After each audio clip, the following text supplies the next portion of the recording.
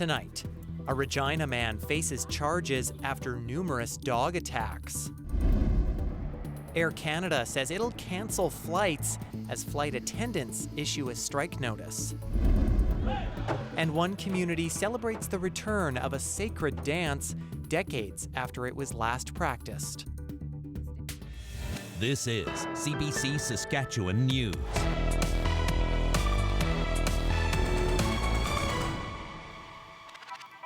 It is Wednesday, August 13th, and the CBC Saskatchewan News starts right now. I'm Ethan Williams. Thank you for joining us. A Regina dog owner is facing several charges. It comes after neighbors rallied for the city and police to take action following years of attacks. Aaliyah Marco Omene has our top story. Angela McLean moved into her home in Regina's Mount Royal area 6 years ago. Since then, she says her family has had many scary encounters with their neighbors' unleashed dogs. It has been absolute terror. We've been living in terror for the last number of years. Just when you try to get to work and can't get to your own car, it's terrifying when you can't water your own garden without having pepper spray and a baseball bat.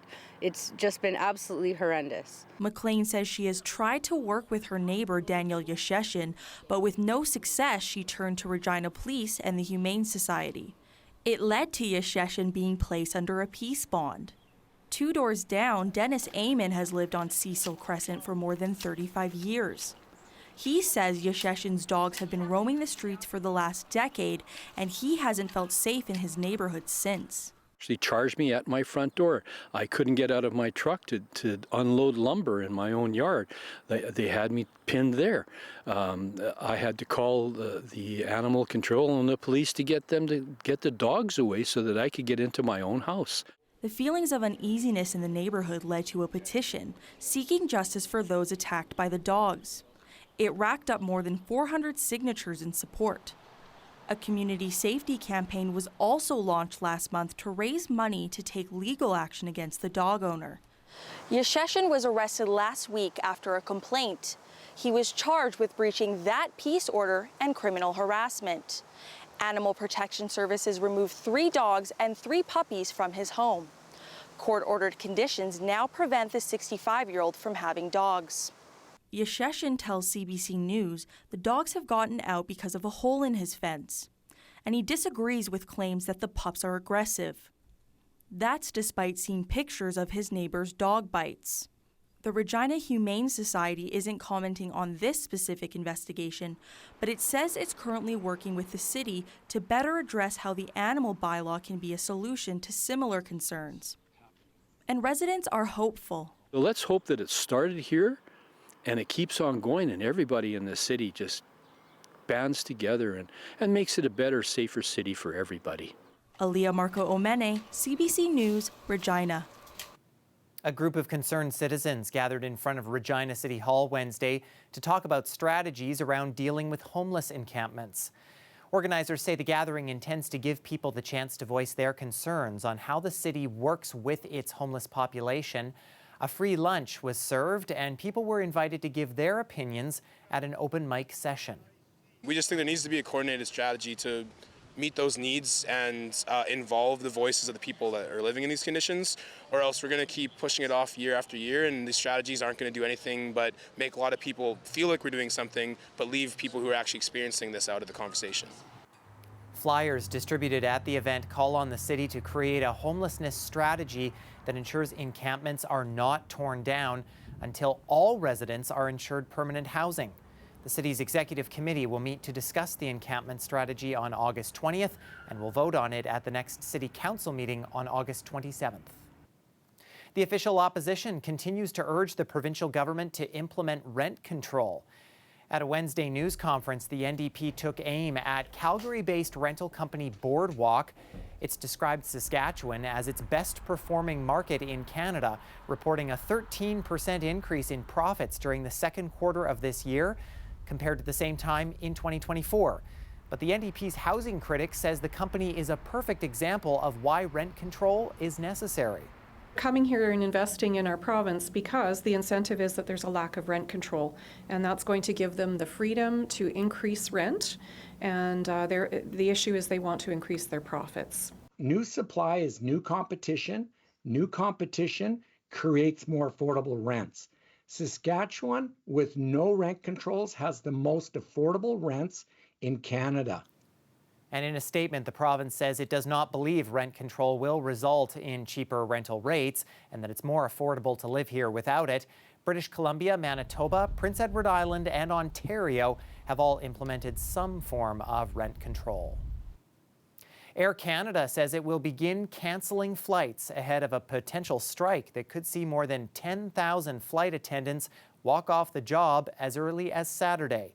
The airline and the Canadian Union of Public Employees have been negotiating a new collective agreement since March. The union says a main sticking point includes unpaid work. Our goal is not to strike or disrupt travel plans. Our goal is to be on board the airplane, but be fairly compensated while we're doing it.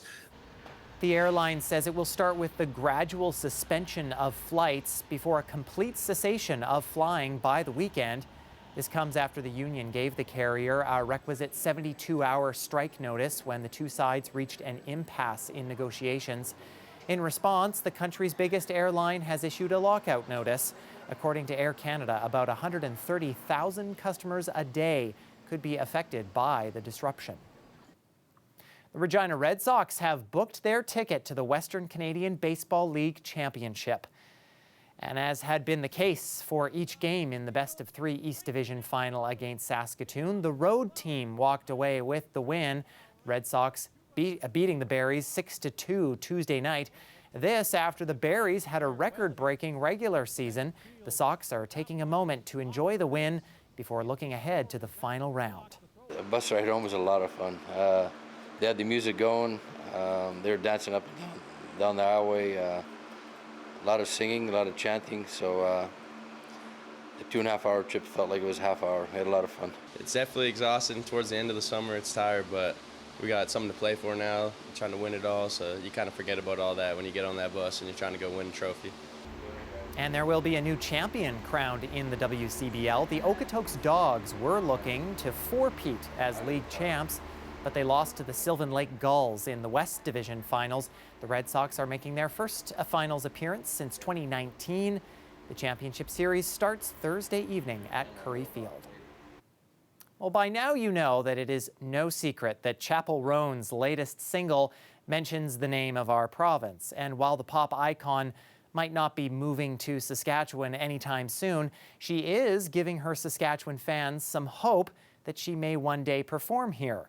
As Jeremy Warren reports, the latest hype is all thanks to a recent podcast episode.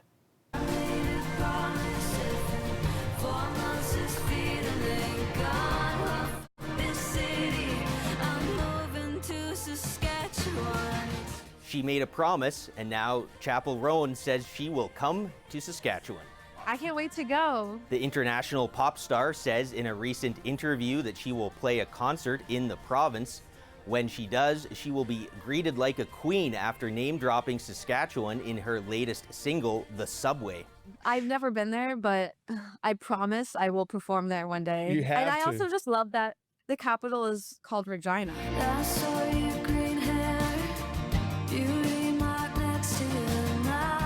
The Subway premiered at number 3 on the Billboard Hot 100 this week.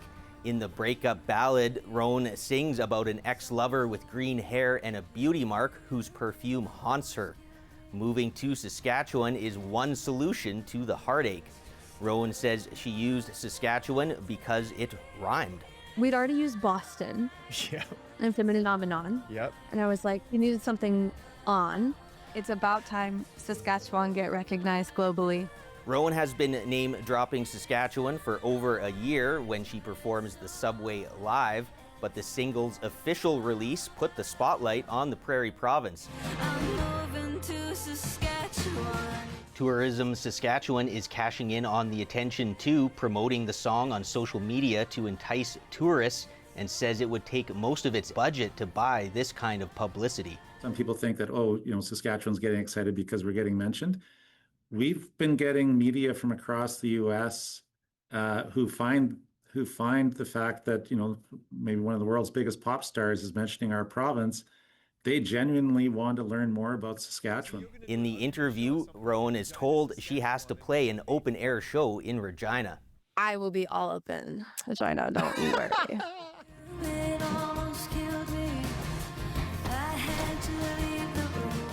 And don't you worry, Chapel Rowan, there's no subway here, so you won't run into your ex. Jeremy Warren, CBC News, Saskatoon. Well, it was one of those days where you want to break out your inner child and run through the sprinklers in Regina. It got real hot and sticky by the afternoon, and the grass is probably going to need some extra water, judging by how our forecast is looking. For others, though, it is sprinklers off and letting Mother Nature do the work these next few days. Helena Mahalik has all the details in her forecast after the break.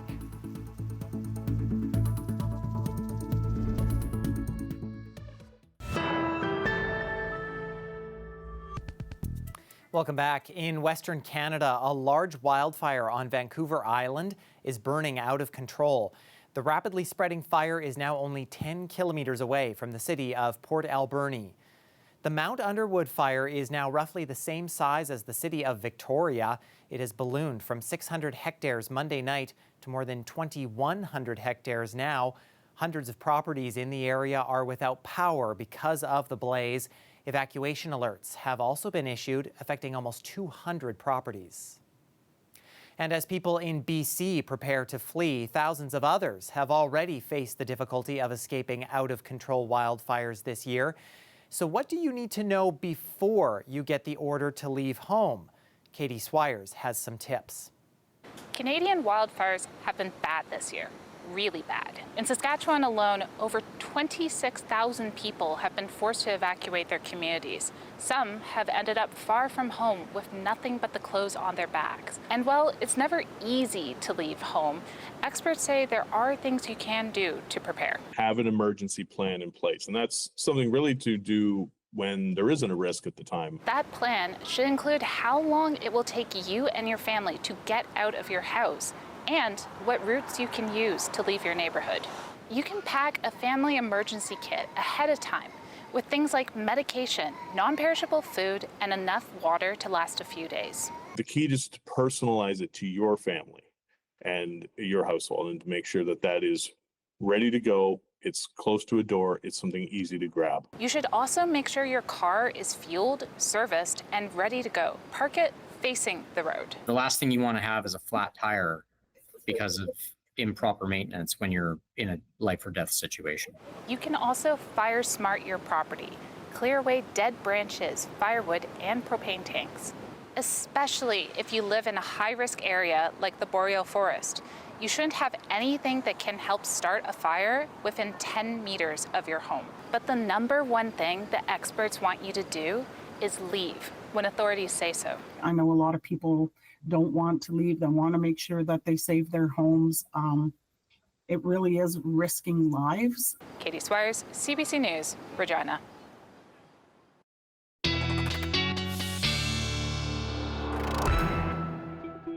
And weather specialist Helena Mahalik joins us now. And the good news, Helena, is that there is some rain on the way for those fires that we have in our province, but also leading to some pretty severe weather too. Yeah, Ethan, it definitely is having its benefits on air quality, but we're also seeing a ton of severe weather activity in the province this evening. Let's take a look at what's going on. There is a severe thunderstorm warning in effect this evening throughout much of west central Saskatchewan. This system is coming in from Alberta, so many places along the border and into central Saskatchewan are affected. Under this warning includes Saskatoon, Martensville, Rosetown, and Hafford, along with many other rural municipalities. Risks include wind gusts up to 120 kilometers an hour, periods of very heavy rainfall, and also hail that does have the capacity of reaching 6 centimeters. That's about the size of a tennis ball. We've already seen some places get some pretty extreme hail. This photo is from Aquadeo, just north of North Battleford, so very close to that Alberta border. We are seeing quite large hail in this area. Over the next few days, we're going to see this rainfall continue. The storm Wednesday evening is going to be passing through Saskatoon before settling in the overnight period closer to the Manitoba border. We are going to see some of those severe risks last into the overnight period. Northern Saskatchewan is going to get some really heavy rainfall Thursday, and it's going to be raining there all throughout the day before slowly subsiding into Friday morning. Friday is going to be a much calmer weather day in the province. We're seeing mainly clear conditions, other than in the southwest for areas around Swift Current, where there's a chance of some scattered showers there. And into the weekend, we are seeing another system coming in from Alberta. And this is going to affect the Churchill region and as well as the northern grain belt for areas along Prince Albert. But in terms of our rainfall for the north, we are going to get a ton of rain. Rainfall warnings are in effect for the majority of northern Saskatchewan. On the low end, some places will get 25 millimeters, but on the high end, some places could get closer to 60 millimeters. And as of today, Wednesday, there are no more air quality warnings or statements in effect for the province. And because of this rainfall, over the next few days, we're going to see huge improvements to the smoke situation from the northern wildfires. We're also seeing a bit of a breeze because of the storms, with up to 50 kilometers an hour wind gusts. As we get into Thursday, we're going to continue to see a breezy day. Central parts of the province going to continue to see those 50 kilometers an hour wind gusts. But as the week goes on, we are going to see those wind gusts subside with just some wind in the southwest. And Ethan, I can already hear some of that thunder starting here in Saskatoon. Yeah, it definitely will be, I think, a bit of a noisy night for some of us for sure. Helena, thank you. Thanks, Ethan. Well, it was a sacred dance that was performed for many years, but the tea dance was among many Indigenous cultural practices outlawed for many decades. Now, 80 years later, it is making a return to one Saskatchewan First Nation. Louise Big Eagle tells us more. It's been 80 years since Kaktuishtahow First Nation held a tea dance in its community. To revive the dance, they invited Cree Lodge keeper Ken Saddleback to teach them about it during their week-long traditional gathering. They call it Iskwepeta. It's a cookie squeak. In our language, like act crazy. The tea dance comes from Musqueam, Obima. So we're doing it like Obima style. Long ago, an elder had a vision that new people were coming to the lands and would bring sickness, which would wipe out millions of First Nations people. This dance was to help them overcome that tragic time. That's the only lodge that's allowed. You can act crazy and dance any style. It's just to make people laugh, just to confuse the sickness. Josephine Kesawasamat was happy to have it come back in her community. It was exciting, and I need to be honest, I've never witnessed the tea dance. I've never been a part of the tea dance, but I had fun. These lodges, give people identity and pride and changes that negative into a positive. It's like the more people coming to lodge, the more the families are being helped. Ken often brings his son along to the lodges to drum and has been singing since he was a small boy. But he just learned the tea dance songs 3 years ago. My dad said that the songs that we have are like for family, so they're just passed down, like his chop-ons and his chop-ons, and then ours just keeps going. We've been listening to somebody else's story. We've been talking somebody else's language. We've been living somebody else's culture. And it's time, these guys, this camp, bring them home. It's time to come home. Louise Big Eagle, CBC Indigenous, Kaktuishtahow First Nation.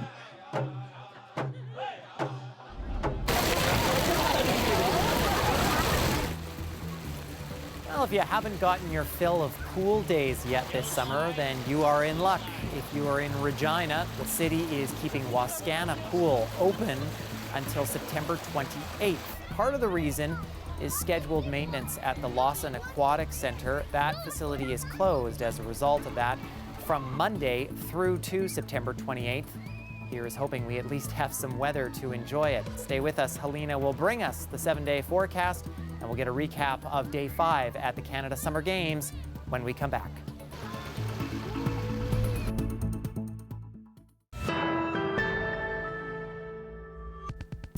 Saskatchewan went without a medal at the Canada Summer Games on Wednesday, but some teams got closer to the podium. Here's a roundup of what happened on Day 5 in St. John's. Onto the ball, letting the seconds tick away, and there you have it. Saskatchewan's women's basketball team is headed to the quarterfinals. They beat Manitoba 72-64 on Wednesday, ending with a 4-0 record. They face BC in the quarterfinals Thursday morning.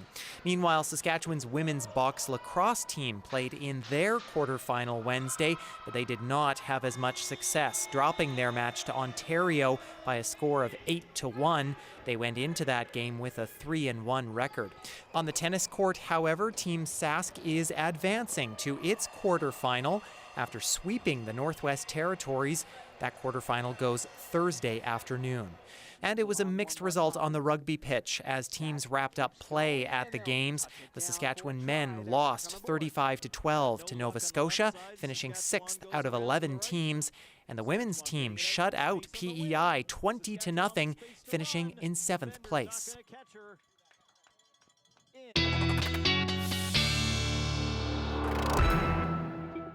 Well, maybe no medals at the games today, but Helena here's hoping we have a gold medal forecast. Yes, Ethan. Well, it will be sunny all throughout the week in Regina. Let's take a look at the 7-day forecast. Despite the sun, we are going to be seeing a few days with a slight chance of showers. Thursday, temperatures dropping a few degrees below seasonal and a pretty heavy breeze coming our way as well. Friday, we do see the start of that chance of some rainfall that'll take us all throughout the weekend. And with that rain Friday, temperatures are going to be dropping down even below the 20-degree mark before jumping back to seasonal Saturday. Temperatures will remain at about seasonal into next week. About Tuesday is when we're going to see temperatures jump up closer to that 30-degree mark.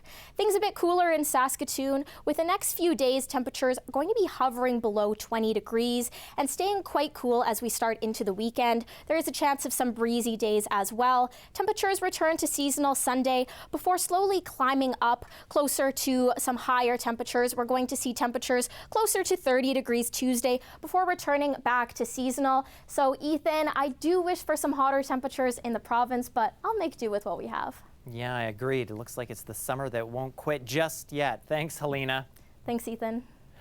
And that is our news for this Wednesday. For more news anytime, you can head to our website or subscribe to our YouTube channel. And you can also download the CBC News app on your smartphone or tablet. Thanks so much for watching.